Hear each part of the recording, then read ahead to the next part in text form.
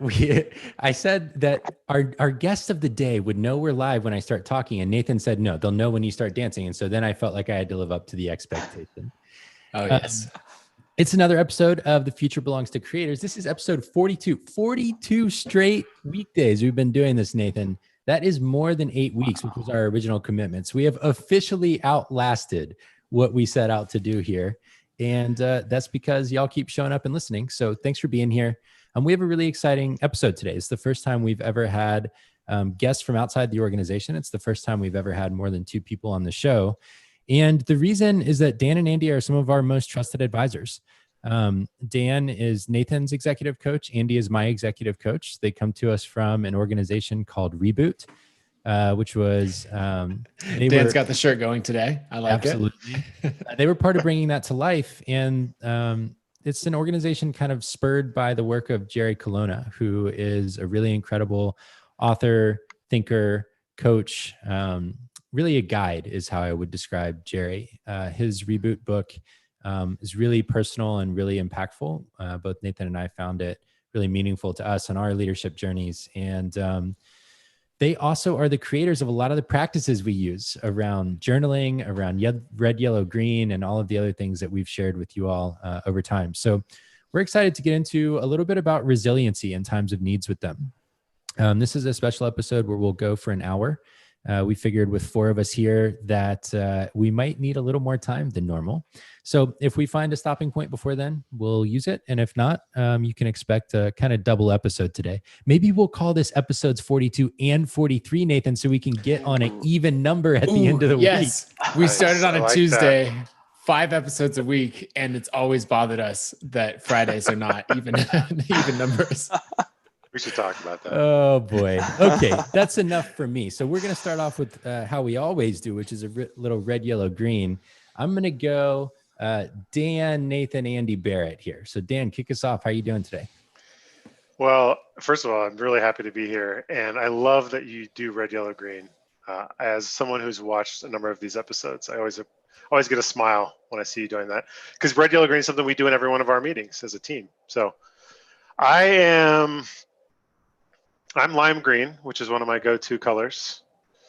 So there's a lot of green, and just it's been a full day of client conversations and feeling really good about some of the stuff that amazing clients are doing in the world, and the ways I'm able to support them. Yellow, just a busy day, a little nervous too about being here. I think it's my first official YouTube live broadcast. So it's like I'm just anticipating one of my kids coming in here at some point. That does happen. It has happened on this show before. We expect it to happen. It's just a part of part of how we live life these days. All right. Well, you'll probably see my 3-year-old Camille come in at some point, so I'll introduce her when she does. But a little yellow, just a little nervous, and you know, it goes in with our conversation today. But there's this general yellow sort of in the background, just what's going on in the world and the way it's affecting people and the way it's affecting me and my family. And so that's just always there. So it's always, even when I'm green of green, it's still skewing it a bit to that lime green. So that's where I am today. Thanks for sharing, Nathan. Makes sense. I'm green today. Got some good work done this morning. We had a really good leadership meeting, you know, just a lot of sharing with the team how things are changing or what we're working on coming out of our board meeting last week. And I just felt like, well, Barrett, we went through a post that you've written that you'll get posted for the team really soon. It just felt like it had a lot of good clarity.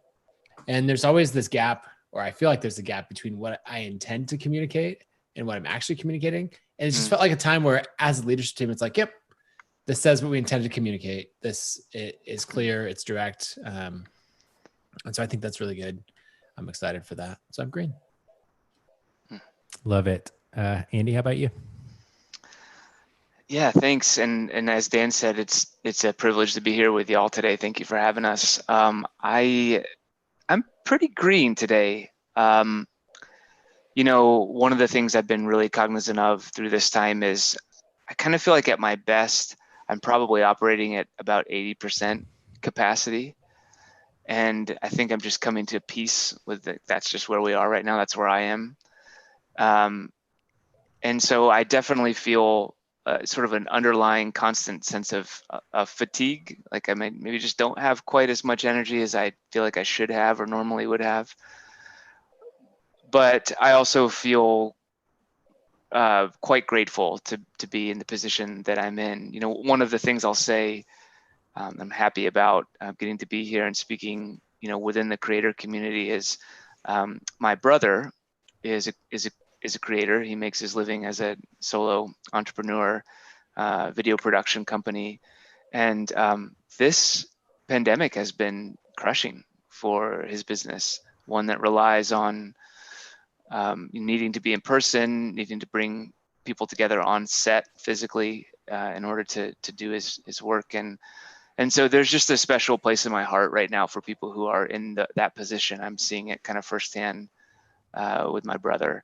And that, along with some other, you know, second and third order effects on our family system, you know, I just, that's how all of this is touching me.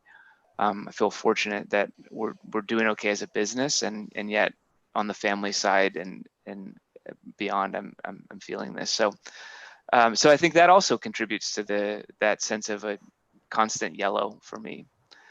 But today, green, and really excited to be here with y'all. Love it. Thanks for sharing. Yeah. I would say this has kind of been my standard state of things lately. I have green energy with a background of yellow.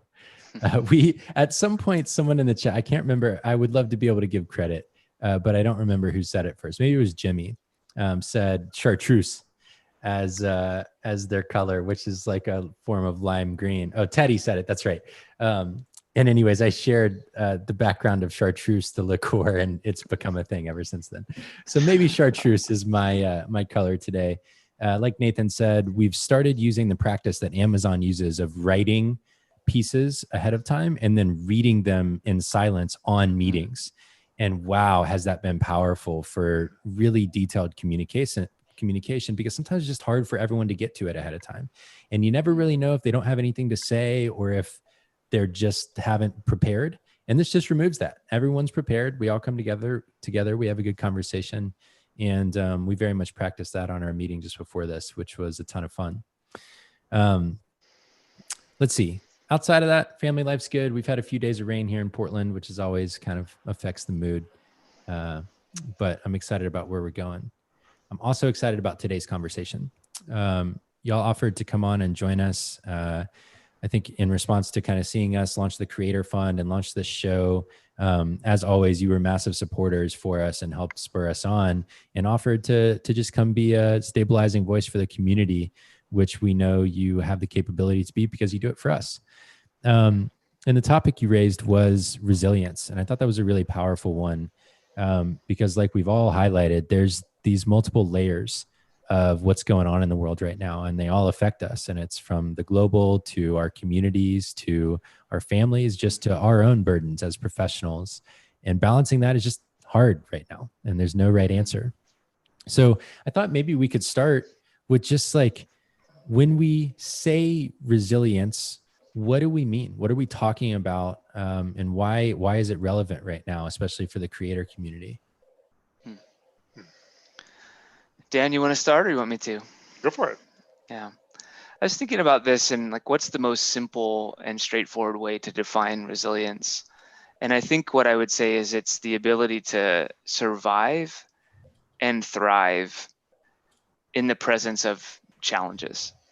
And those challenges can be extreme, like that might fall into the category of trauma, or they may be things that are more like annoyances, like first world problems, right? So it's the whole spectrum there. And then I think about survival as, if you imagine a baseline of sort of equilibrium, and if the conditions take us below that baseline, then surviving is about trying to get back to baseline.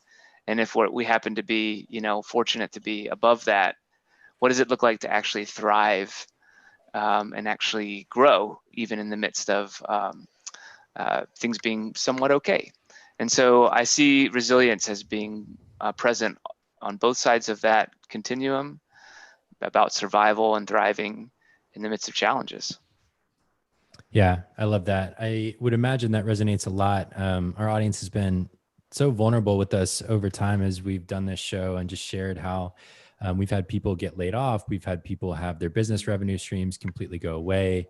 We've had their family lives affected. You know, obviously in-person events like for your brother, Andy, has a big impact on a lot of creators who speak or provide some service related to events. So I know that's going to resonate with people, just not just trying to get by and make it, but really kind of come out the other end, not just being okay, but kind of ready to continue living from here. Yeah. Wednesdays are typically our day. We started checking in every day on what's going on in the world. How many cases are there? You know, what's the developments look like? And we've slowed that to just checking in on Wednesdays because we found that really the day to day is not changing all that much anymore. And it's may not be helpful really to check in all that often. But yesterday in preparation for today's episode, I did kind of check in. I listened to the New York Times daily. I read a few articles. I tried to get kind of a sense of the state of things. And one of the things I was reading about is Dr. Anthony Fauci, who's been kind of the face of scientific approach to the pandemic throughout this whole thing from the White House, was talking about testifying to Congress. I think he was talking about when we might expect a vaccine. And essentially what he laid out was that the earliest we could expect a vaccine candidate, and I'll define that in a minute, would be winter of this year or spring of next year. And when he says candidate, what that means is we've seen all of these potential vaccines, and one makes it to the end of the trial process enough that we're willing to open that up to a larger population of people. And only once you have a candidate that seems viable can you then go into manufacturing, distribution, and everything else that comes from it. And so the takeaway from that, from him, was we're at least a year from there being a viable vaccine that's accessible to people. And that's if everything goes perfectly well, that we have a candidate at the end of the trials that are going on right now, that things work out. And then you go into the extra 6 or 12 or whatever many months to get it out to people. And one of the transitions Nathan and I have started to talk about internally is we're now going from crisis mode to a new normal. You know, we've been in this for a couple months now, at least in the US, and this might be how we're living for an extended period of time, you know, kind of venturing out a little bit and then dialing it back and balancing the needs of risk versus safety. It seems particularly relevant to this conversation because it makes the future completely unknown. It means that there's not really the ability to make plans right now. And I think our brains do pretty weird things in the face of complete uncertainty like that. So I just love to hear kind of what your perspective is on how our brains operate in this kind of environment, and maybe even how you're working with some of your clients on processing that. Yeah, I mentioned earlier in my check-in that it's been a full day of client calls, and I feel like this has been the topic of the day, more or less. And I, you know, the truth is, you said, Barrett, like we're entering a future of unknowns. I feel like we're kind of always in a future of unknowns, for better or for worse. Yeah. But that being said, when we recognize when we're in a moment of great uncertainty, the brain, you know, the anxiety that comes up is, how do I create a plan? How do I create certainty amidst the uncertainty? Well, how does one actually create certainty in a global pandemic? How can one actually plan around? Because even what, you know, Fauci's right, we don't know. We still can't know. No one can know, including Fauci. So what we've been telling clients, and what frankly what I've been doing for myself, you know, it can kind of feel like I'm standing in quicksand, and the frantic search for the certainty, the frantic reaching for the plan, causes me to sink further into the sand. So what you actually first need to do is stand still. And there's a great poem, and we do a lot of poetry at Reboot. I won't bring that in. We've read some poems. You should fully bring it in. Absolutely. Okay. Well, I have it right here. No, I will. If it's okay, I'll read this poem. Yeah, please. I think it's appropriate. This is a poem by David Wagner. It's called Lost. Lost. Stand still. The trees ahead and the bushes beside you are not lost. Wherever you are is called here, and you must treat it as a powerful stranger. Must ask permission to know it and be known. The forest breathes. Listen. It answers, I have made this place around you. If you leave it, you may come back again, saying here, no two trees are the same to the raven. No two branches are the same to the wren. If what a tree or bush does is lost on you, you are surely lost. Stand still. The forest knows where you are. You must let it find you. And so the reason why I share that poem, and the reason why it's often one we bring into our boot camps, is we can, in the anxiety, frantically look for a plan, a way out to find the certainty. But the activity of seeking actually leads us to feeling more groundless. And so what we can do in a time like this, in a moment of uncertainty, is to stand still and to recognize what it is that we stand for. Recognize what is most important to us, and recognizing in that what choices we have. So I don't have a choice on how the pandemic shows up, but I have a choice in how I show up day to day amidst the pandemic. I have a choice in what kind of man I want to be, what kind of father I want to be, what kind of partner I want to be, what kind of leader I want to be, what kind of creator I want to be.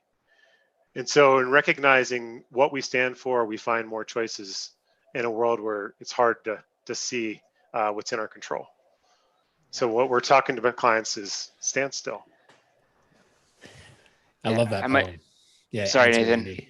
Yeah, and I was just going to build slightly on what Dan was saying to connect this back to resiliency in the brain. Barry, you asked like what happens to our brain in this time.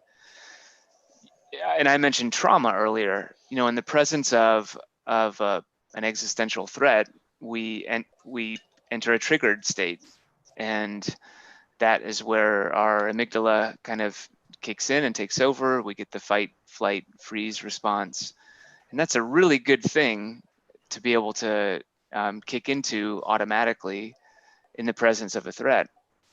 The challenge is, you mentioned, you know, moving from the initial kind of state of disruption into the new normal. Is if we carry that fight, flight, freeze response into this phase, you're going to see things like people frantically searching for a plan and certainty when that certainty is not available.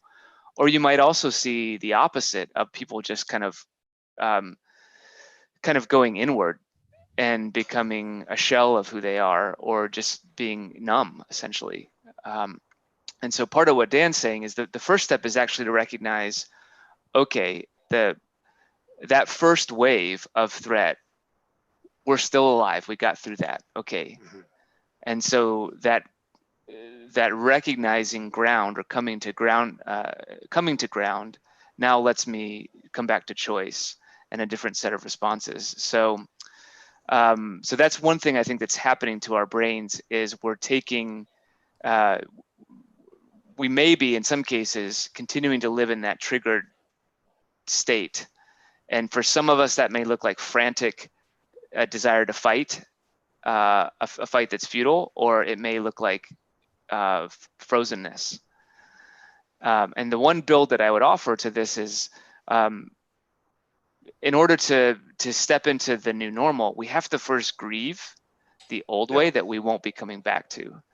And that I think supports us in moving out of the triggered state and into a more grounded state. Because until we reckon with it, like, we're actually not going back to the world that we all knew. Until we sort of recognize that, both rationally and also in our bodies, we may still be living in that triggered state of wanting to get away from the threat. Nathan, I know grief is a personal topic for you. It's one that you've had a lot of experience with. I don't know if you have thoughts on that, and just kind of how you've come to know grief, I guess, as a tool. Yeah. Well, I mean, Dan and I have talked about this extensively over time. And so, you know, I feel like in the time that we've all spent together, one thing, there's like certain language or tools that have come up in that, you know, and so you often hear us say something like, well, let's just name that, you know, or noticing what we feel, right? And so everyone listening has heard Barrett and I do that all the time. And so, you know, you're getting to spend time with the two guys that we get it from. And so the thing that I was noticing as Andy, when you brought up grief, of like just feeling that of like, yeah, that is what it is, you know, of realizing, okay, I'm going to be the first person to fall into the quicksand and be scrambling frantically for a plan. How do I get it back to the point where I can just have a barbecue with all of my friends, that I can go to a conference and shake hands with 100 people? How do I get back to life as before? And so I'm that first person that's going to be looking and scrambling for a method to make that happen. I'm a creator. I'm an entrepreneur. My job is to overcome those things. And you realize like, I'm actually just frantically trying to get something that I can't have anymore. And so something, you know, for me, like my closest experience or most extreme experience with grief is in losing a child and realizing that there's all of this, that you're grieving like a future that's no longer going to happen. And I think that's very, that's exactly what's happening here. And we have to give ourselves that permission we had all these plans. We had weddings, graduations, conferences, whatever else, team retreats, you know, to bring it to one that we're thinking about this week. And we're grieving that that's not going to happen. And so I love that you brought that up, because it's just taking this time to actually accept that and sit with it and to go through it. I love Brian Holiday's book, The Obstacle is the Way, of just this path of like, the only way out is through. And I think I've spent so long being like, no, the only way out is through avoidance, hard work, you know, whatever else. And it's just been this long journey of like, no, first you have to grieve that your hopes and dreams in whatever scenario aren't going to happen anymore, and that we're in a new reality. I love that. It makes me think about, well, for me, negative emotions were a thing not to really talk about or feel, especially growing up. And so a lot of my work has been over time being able to name them and just learning, like you said, Nathan, the power of simply saying, I am angry, I am sad, I am disappointed, I am frustrated, and how much that releases it from your body. Because before I say it, it's in my chest, it's in my stomach, it's in my shoulders. And as soon as I say it, it loses all of its power over me, because now it's known. And so like one of the things that came to mind for me just now was tomorrow, actually, it's on my calendar, is why I know, was going to be a vacation day. And so was Friday, because my brother-in-law was going to be graduating law school this weekend. And my grandparents, who are in Atlanta, were going to get their first, and who knows, maybe only chance to meet my child as their great grandson.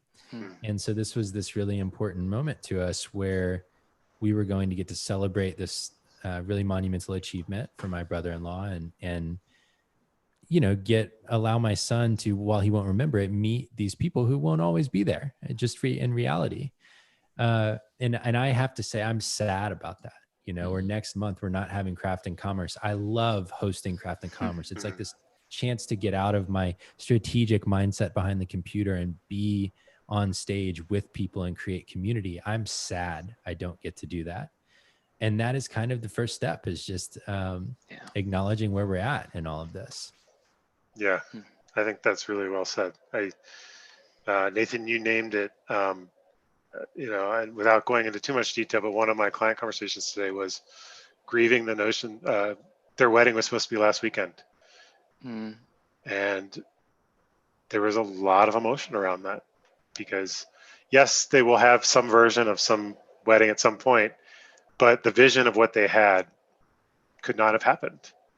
And there was just a tremendous amount of sadness around that. And grief is one of those things where there's no shortcut, there's no hack, there's no tip to move through it more quickly. It's just to be with it and to feel it. But there's opportunity in being with it and feeling it, and not just only to, I mean, the bare level, the minimum level is to recognize it's part of the human experience. And there's a richness in feeling grief. It's our colleague Jim, I think, has said to me, Andy, that the other side of grief is love and joy. Yeah. And so it's to recognize in the grief that there's something really important. There's some joy.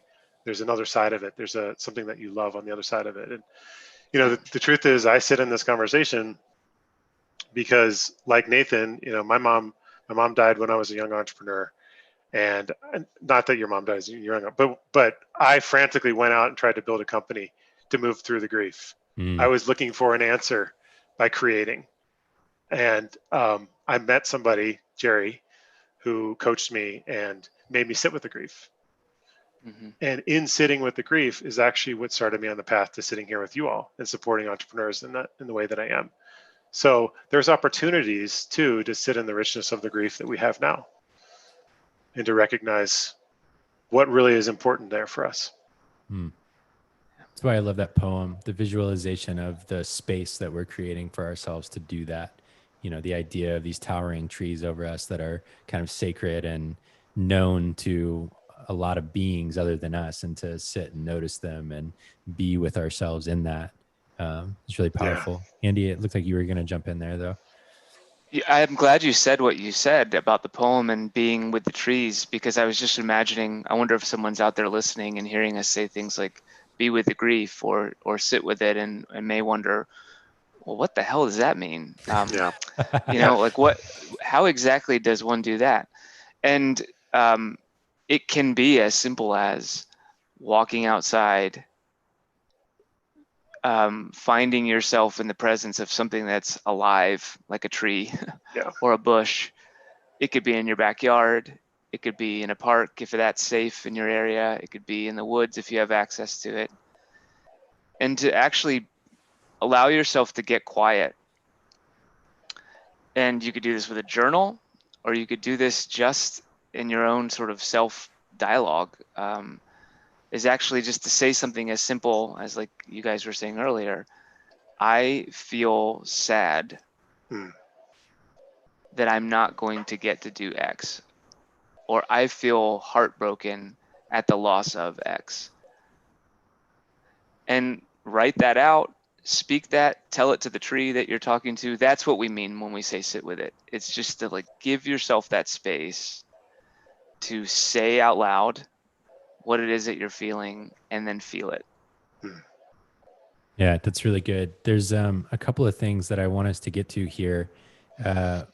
One is this tendency to compare our grief to the grief others must be feeling. And another, I think, for a lot of creators, is fear related to taking that time. And so I want to get there, but first I want to acknowledge a couple of people that have really shared meaningful things in the chat, and just kind of open those up because I think they'll relate to those two topics.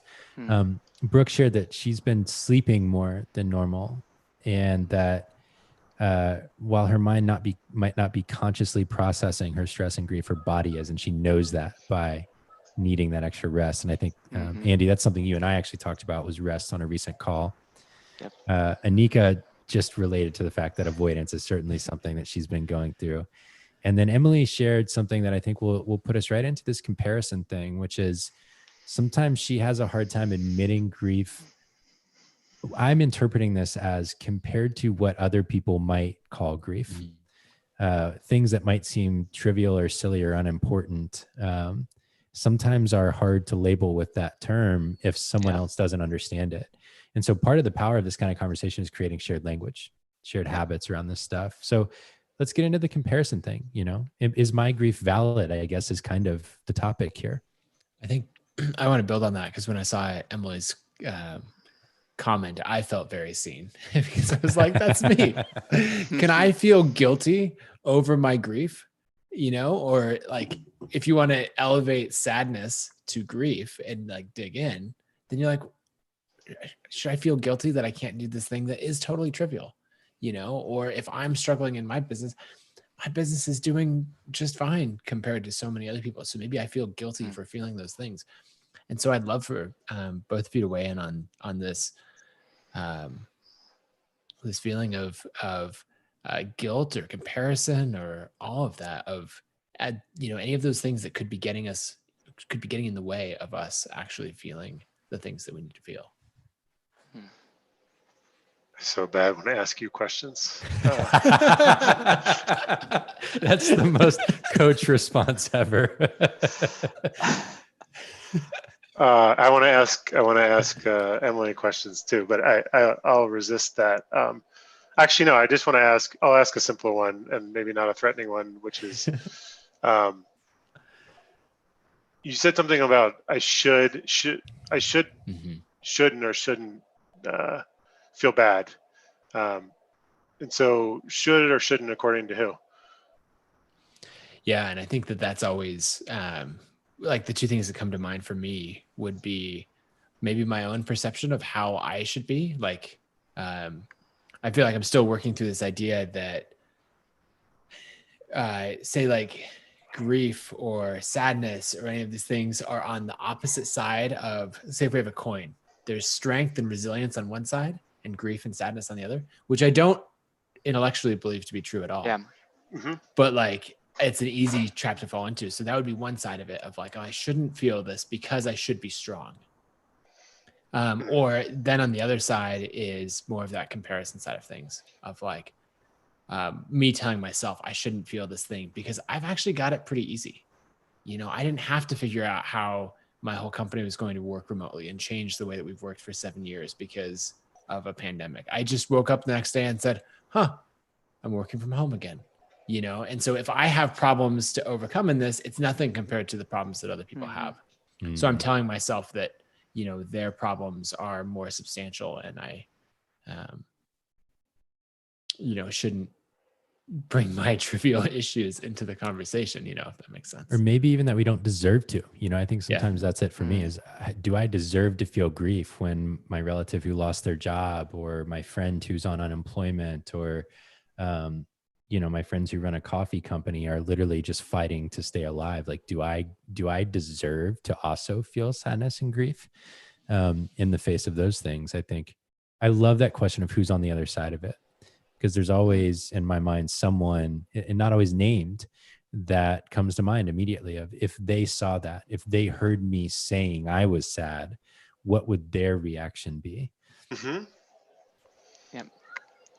One thing that comes up for me in this, and I want to address this point first, but I would love for us to come back to, Nathan, something that you said around our grief and resiliency at odds, because I think that may be a conception that a lot of folks hold that we may want to address in just a moment. But let me first kind of talk about the comparison piece. This is something, Dan and I, we see this quite often with clients, and I think it's part of the human experience, and particularly with folks who are sensitive to and conscious of their own privilege. If we want to be the kind of people who live with a consciousness of our privilege. We don't want to take that for granted. We don't want to be tone deaf to that. So often it's coming from that kind of a place, like a well-intended place of, hey, I want to be, and also want to be grateful for the good things that I have. But then we absolutize that and we make it this completely either or thing, that either I have privilege and therefore I have no right to grieve, feel pain, acknowledge loss, or I can do those things, in which case I better be sure that there's nobody else who has it worse than me. And what I think that ends up doing is it separates us from the rest of humanity. So we end up, that move is an alienating move. And what I would say is we can hold both of those things to be true at the same time. It's almost like switching out lenses on a camera. There's one lens that can allow me to see the relative privilege that I live in and feel grateful for that, and actually ask myself, perhaps, how might I use that to invest in the world, invest in others? And then there's another lens that's perhaps a little bit more narrowly focused, that actually acknowledges that I also am a human being living an experience, and I can't connect with the rest of humanity without living into and feeling my own experience. And so therefore I must acknowledge, or I'm being inauthentic to myself and the rest of my relationships when I am in pain, when I'm feeling loss. And those two lenses are not in conflict with one another. Yeah, and maybe just a small build on that. And what if you feeling into your grief just because you feel it, and not necessarily because it, this event was big enough to feel grief, but just because you feel grief because you aren't able to have your wedding in the way that you'd like. Mm-hmm. What if feeling into that creates space for others to feel theirs too? Mm-hmm. And what if it actually makes room for them to feel their own grief as well, as opposed to perhaps putting them in a game of comparison and taking away from their experience? You may actually create space for someone else to feel it too.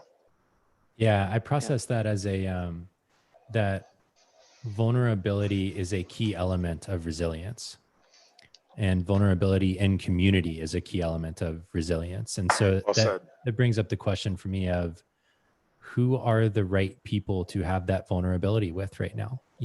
Who do we both trust with that and also give permission to be that kind of like witnessing party for us? But also, whose burdens do we want to actively help take on? Not in the sense that we need to solve for them, but that we're going to be empathetically kind of with them in those challenges. Mm-hmm. I don't know if y'all have insight on that, but who are the right people right now to be doing this practice with, to be sharing this with? That's a good question. Can you say more about maybe just shed a little bit more light on the question when you say who are the right people? So I think about so when we think about the who on the other end, I think about entrepreneurs who follow me on Twitter who have had to lay off employees and shut down their businesses or whatever else might be true. Or even our audience here, some with a very wide spectrum of change for audience members here. Someone may have been the most profitable ever, and someone may be really struggling to earn money. And so there's the public sphere, and then there's the private sphere. There's the people really around us all the time. There's family, there's close friends. And I think this is a really important case to be intentional about where we're sharing, who, not just the tree we're sitting with, but then I think the power in that is that it can translate to the trusted others that we want to let in. And so I guess who are the right people to be letting in right now so that we can do this in a way that feels good and safe and right? Or how do we determine who the right people are might be the better question. Yeah, I mean, it's a huge question. My mind is going to a lot of different places.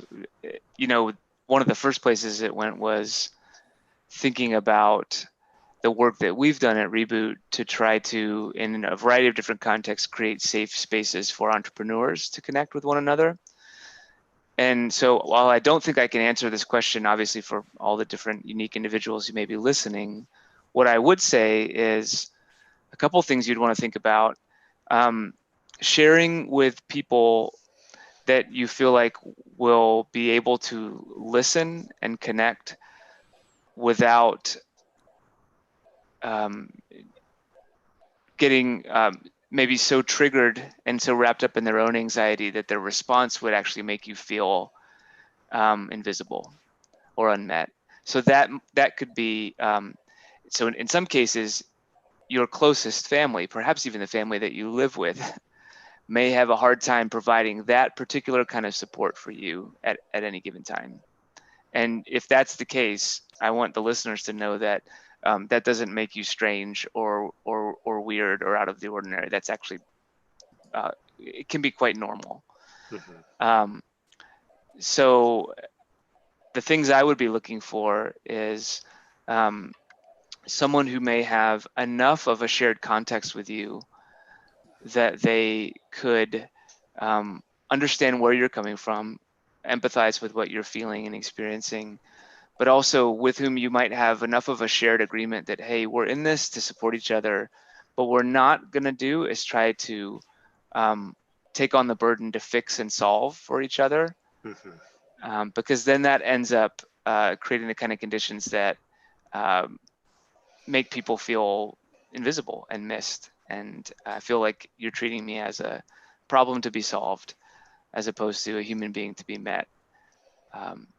hopefully that's helpful. I don't know, Dan, anything you'd add to that? No, I think that's a great answer. And maybe one thing I'd add is I actually really love the sentiment behind the question, Barrett, which is, or the message behind the question, which is, you don't have to face this alone. Yeah. There's no reason to face this alone. Yeah. Whether you're Yeah. a solopreneur or solo creator, or you're leader of a company with a large group of people, no one needs to or should face this alone. And there are people to turn to who can support you. And I think what Andy said around finding those who are ready and willing to hear you and hear what you have to offer and not look to solve it or fix it is really important. But yeah, I don't know that I would add more to that. I think that was well said, Andy. This is a classic situation with people who have wisdom, which is, I don't think there's a right answer. That's how I interpret that. There's not a right answer. And so it really comes down to a judgment of who are the people who can go there with you, basically, and who are the people that you're prepared to go there with. And so the two messages I'd send related to that is there certainly, or hopefully there are people in your life who can go there. And being intentional about who they are rather than setting yourself up. Because there's another thing we sometimes do, which is knowingly enter into that conversation with the wrong people, because it will validate our feelings of, or lack of validation, I guess. It will kind of like confirm that our feelings are not valid. And so being really intentional about seeking out the right people right now will allow you to sit with what you're feeling in the right ways, I think. Is kind of my takeaway there. The other thing that I heard in that is when you want to, if that's something that you feel like you can give in this time of creating that space for other people, being really intentional about saying, I'm just here to listen. I'm not here to solve your problems. So if you're in that position of, or I think, a decent number of people have found themselves in of like, my business is doing better than before. Maybe my marriage is stronger than before, or any of these things where you realize like, oh, I'm actually in a good place. What should I do with that? And then maybe put out that offer and say, hey, if anyone needs help, I'm here to help. And it's not I'm here to help solve your problems or anything like that. It's just that I'm here to help by creating space to listen. And the one promise that I can make you is that it'll just be space and it'll just be a listening ear. It won't be solutions or like, aha, I got just the 3 tips for you. Let me solve this and turn that around, because you don't need to feel that grief. We can get this solved right away. Problem solved. Yeah, exactly. And so just knowing how to show up to those conversations. And then maybe if you're the person asking for help where you need someone to talk to, being able to come in and say, and be clear and say, I actually just need somebody to listen right now. Yep. Yeah, that's a great point. Naming what you need. The other side of this that I mentioned before is that sometimes we compare ourselves to the kind of plight of others and whether our fears or sadness or grief is valid. But the other side is we don't feel like we can afford to feel grief. There's no time for that. My needs are too great. My family's needs are too great. We are too threatened by the current situation to take time for that. And in terms of a creator, in this environment, I think about the creator who has lost most of their income and has to figure out how to provide. The premise of what I want to get to here is that I think it's just as important, and I think you all believe it's just as important. And so I almost wonder if we can have a little bit of a chat about how someone can give themselves permission to create space, even when they're coming from a place of need or fear or loss, I guess, loss of income or threat here. What I would add urgency is the, you're saying be still, and I'm saying I'm in quicksand. Be still is the last thing that I want to do, and so how do you frame that? How do you approach it? It's really hard, and I have been there. I have been there. I have had to close companies down and stared at that rent bill coming due in 21 days and not having the money to cover it, and the frantic energy around that. I know that that's a really hard place to be. And what I know, not that I'm a quicksand expert, what I know about quicksand is the more you move, the more you sink.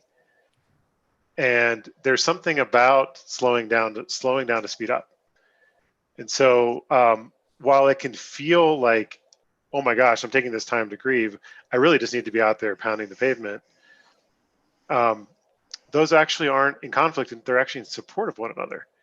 And by slowing down, you're giving yourself the resources, the clarity of mind. Because another thing that's happening in the urgency is you aren't seeing things clearly.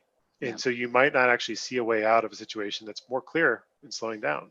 It's the forest, the trees are not lost. Stand still, find your way through. And so, one of the ways I think about it, and I talk to clients about it, is it's almost like the speech they give you at the beginning of takeoff. If you're traveling with a child and the oxygen mask deploys, put it on yourself first, then put it on your child. If you aren't resourced, you're not going to be able to find a way through. You're not going to be able to make your way to that opportunity that will ultimately change the situation.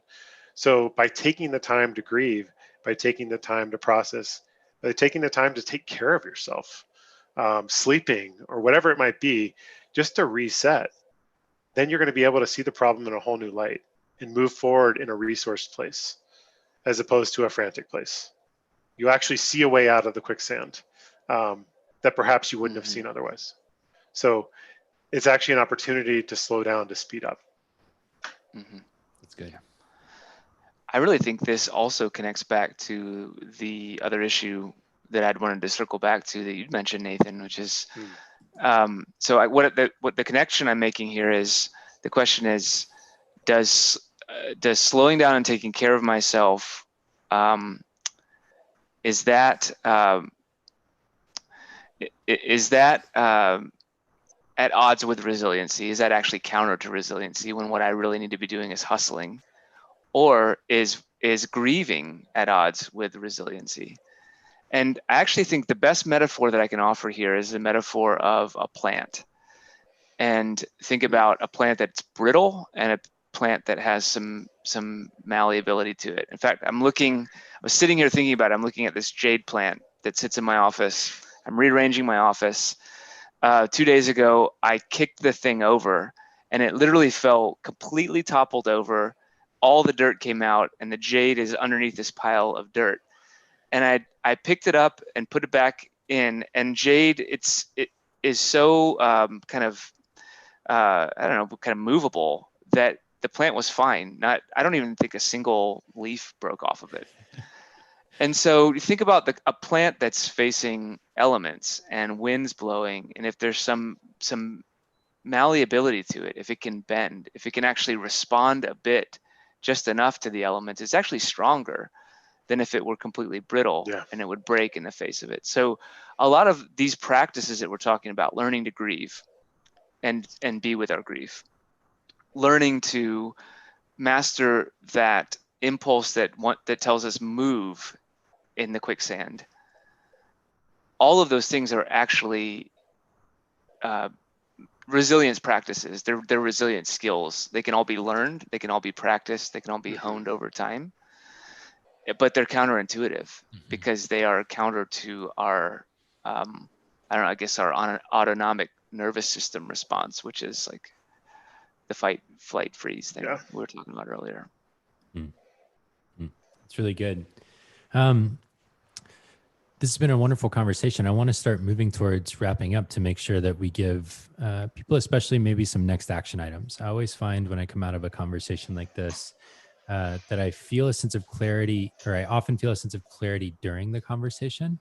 And then it kind of melts away or evaporates as time goes on. And I could imagine some listeners having that experience as well, having deep moments of insight maybe for themselves during this as they think about their own experiences, and then not knowing how to get back there in their own time. And one of the things that I think has been really powerful about our work with you all is the ability to go away from the conversation and actually have even deeper insight into what we learned, and often through journaling or through resources that you offer. And so I want to touch on both of those things, starting with maybe questions for journaling that will help people listening dig into the grief and understand maybe the path forward that might serve them best right now.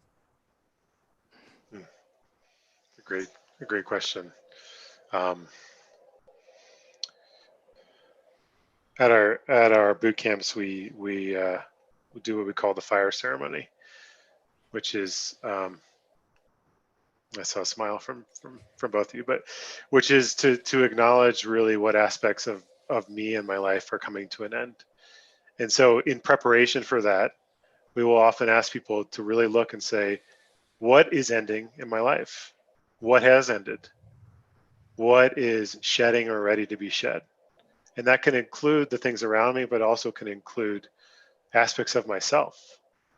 Because we, as the world around us changes, we're going through our own transformation. And so if I can sit in this moment and recognize that there are things that have ended and are ending that I'm grieving. And what are those things? To note those for yourself. There are things that are changing about me that are coming to an end. What are those things? So what is ending? What is ready to be shed? I don't know, Andy, things that you might add to that? I have others, but I think that's great. I mean, it can also be as simple as, for some people, it may be as simple as just learning to name your feelings, right? That's true. Yeah. What am I feeling right now? And how do I know? And the how do I know is actually having you connect that feeling, which can be like an abstract word, like sad or happy, with the indicator that you're sensing in your body. Because your body tells you, that's the evidence. I feel tightness in my shoulders, or I feel a burning in my chest, or something like that. Even that, as simple as it sounds, can be baby steps, but really profound. I don't mean to, not baby steps in the sense of simple and not helpful. It's just anybody can do it, and the yield, the benefit is immense, even to just doing that. And I'm going to cheat and ask you guys what practices or tools would you use to take away or integrate lessons from this conversation? Or conversations like this?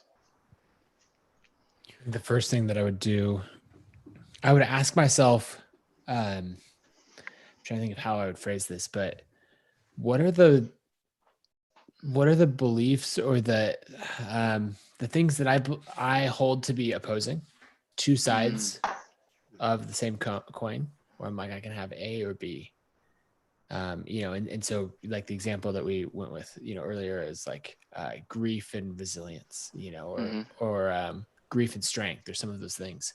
And so just then asking the question, like, if you listed out a few of those, what are opposites that I hold to be true and believe to be opposite? And then say, what would it look like if I could hold both of those at the same time? That's great. Because a coin can only have one side up at a time. And so you're like, okay, I think that this is the way that it works, but what would it mean if that wasn't true?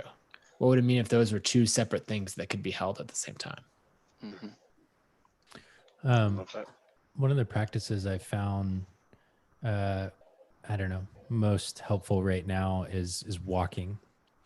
I started off really strong in March, and I kept my normal workout routine. I do a little kettlebell workout with this gym I go to, and sometime in April, I was like, I can't do that anymore right now. And I just started walking. And we read this book internally. I think the author is named Shirzad Chamani. I'll have to look him up. But anyways, it's called Positive Intelligence. And I don't know if I would recommend you read the whole book, but my core takeaway was that a key element of processing feelings in a positive light is to have presence. And one of the things I found really powerful as I walk, and he talks about this in the book, is just noticing beauty, noticing little aspects of the world that are delightful in that moment.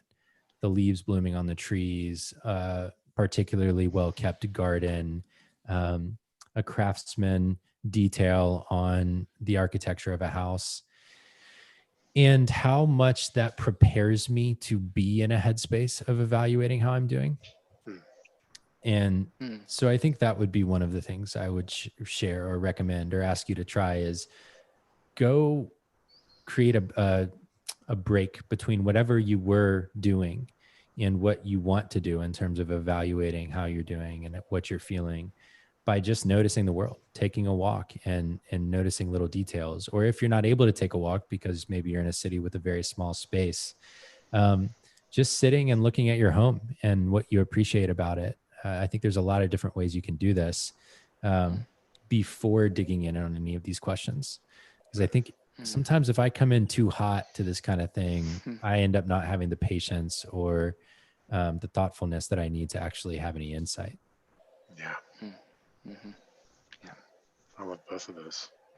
I'm curious to know if the two of you have any poems, books, resources that you might recommend for kind of embracing this mindset and processing through things like grief and feelings and building resilience during this time.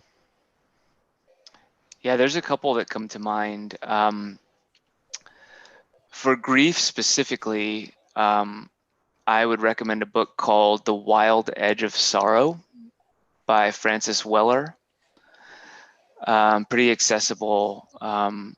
Obviously, I think the work of Elizabeth Kubler-Ross, Stages of Grief, is also wonderful work, and there's a couple of books that she and some co-authors I think have put out. But the Weller book I read right around the time I was turning 40, and it was just like so perfect for where I was at that stage of life and sort of grieving some losses in my life. And then I also highly recommend the work of a therapist named Linda Graham. And she's written a couple of books. The first one I read was called Bouncing Back. And then she actually followed that up, I believe it was the follow-up, with a book called Resilience. And what I love about that work is it's basically 2 books full of exercises. I mean, just chock full of journaling exercises, meditations, body exercises, like somatic exercises. And you can just flip through that and use it almost as an encyclopedia and dip into different exercises and find ones that are helpful, but all about cultivating resilience. And it's this really nice melding of both an awareness of mindfulness traditions historically and also brain research. So it's like those 2 things together. That's yeah, awesome. those are all really good options. Maybe I'll just add 2 quick ones. So first, this is going to be a shameless plug, but Reboot.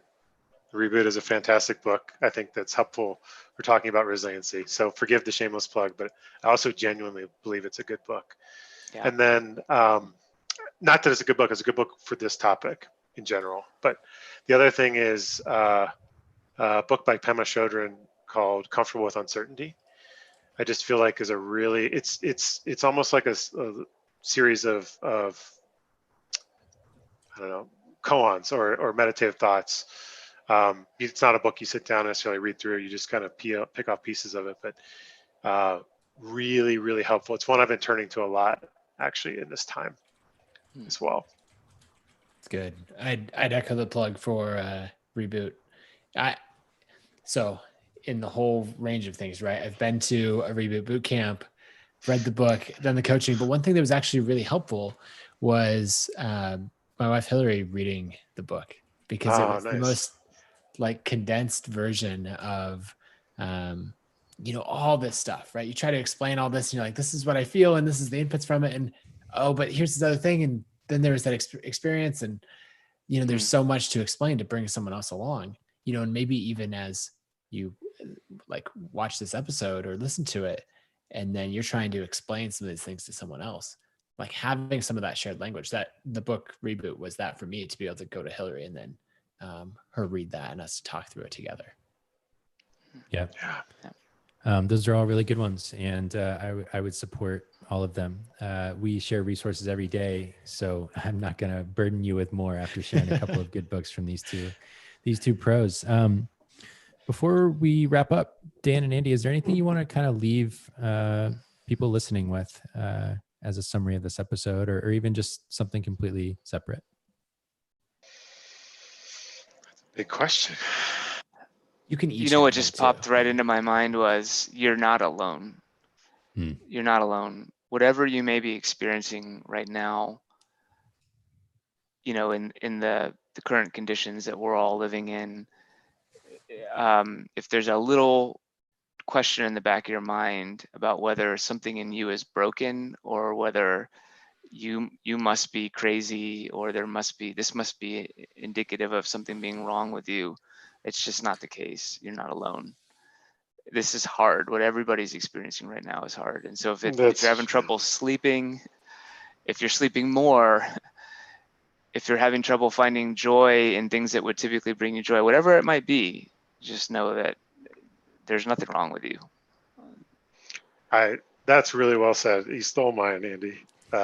No, but I mean, just a quick build on that is, and Jerry said this, my colleague Jerry said this to us a few weeks ago. All of humanity, this is one of the rare instances where we can truly say all of humanity is exposed and experiencing this in their own way. So we truly are in this together. In a weird way, it kind of brings us together. It can bring us together. So not only are you not alone, but we're even potentially more together. Yep. So, Nathan, any closing thoughts from you? No, I was just going to say that that's a fantastic place to leave it. Thank you both for joining us. Quick plug for tomorrow's episode. We're going to have our coworker Isa come on.